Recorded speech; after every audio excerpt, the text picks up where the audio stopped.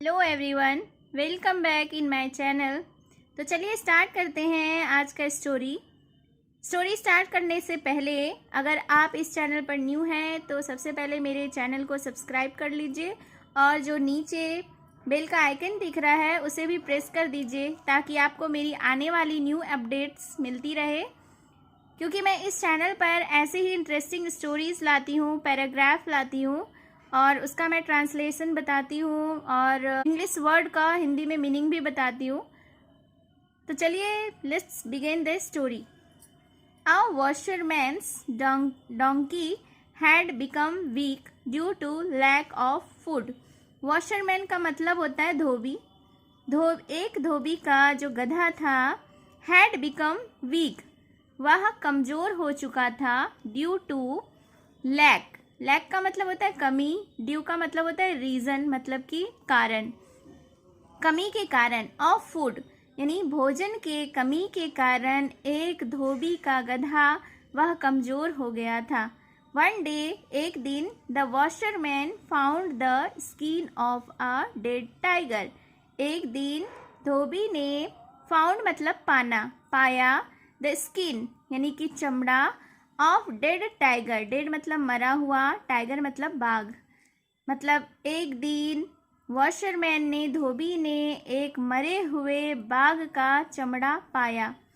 ही thought, उसने सोचा, I can cover my donkey with this skin and let him graze in the wheat fields.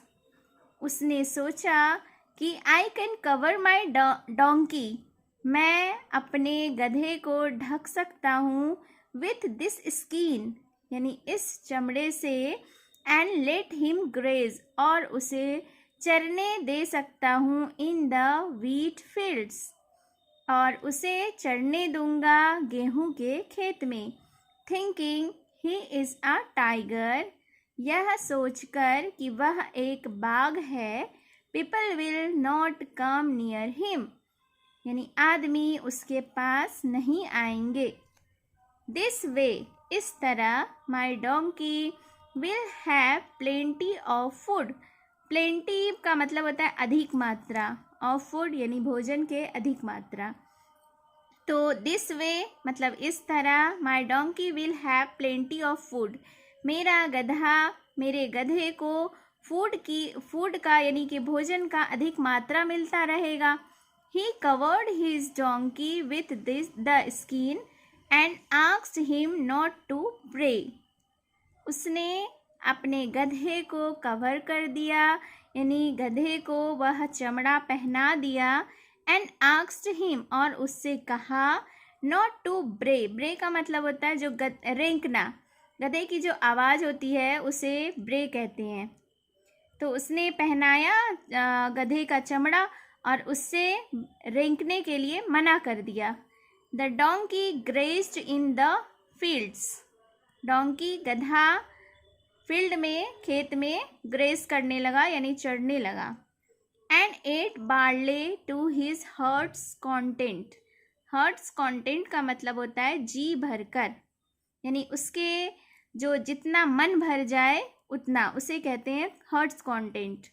तो donkey ने, गधे ने गधा फील्ड में, खेत में चरा और उसने बार्ले का मतलब होता है जौ को खाया जितना कि उसका जी भर जाए।